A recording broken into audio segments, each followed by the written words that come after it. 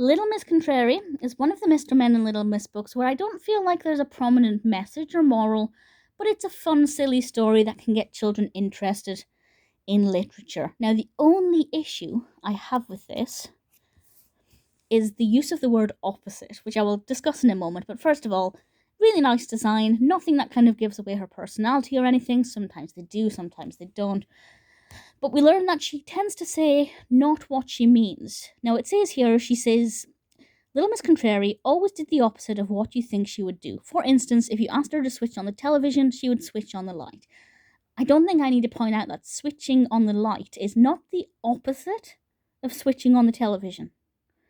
So I don't like the use of the word opposite throughout this because I feel like it might confuse young children who are perhaps just getting to grips with what the word opposite means. There are a couple of occasions where she does actually do the opposite and say the opposite. For example, there's a bit where she meets Mr. Small, and you can see in the discussion here, she says goodbye when she means hello, and when Mr. Small asks her if she can help him, she says, of course I can't, when of course she means, of course I can. So sometimes it is opposite, but sometimes it's just different. So that's a minor thing that I have a tiny irritation with, but it's not too much of a big deal. I read this book when I was younger and I know what the opposites are, so maybe I'm overthinking it.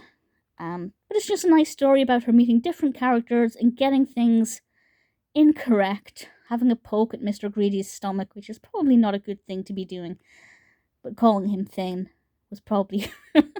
I'll be honest, I had to laugh. I like your beard. So does she mean I like your mustache? Or does she mean I don't like your mustache?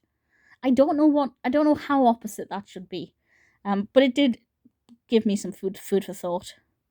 And I think it's a really sweet story. It's good fun. She's a silly character who gets things the wrong way around. It will definitely encourage children to speak that way, to say things opposite, drive their parents or carers up the wall, absolutely. And anything like this, where it's engaging and a little bit silly and gets children interested in literature. Definitely a win in my book.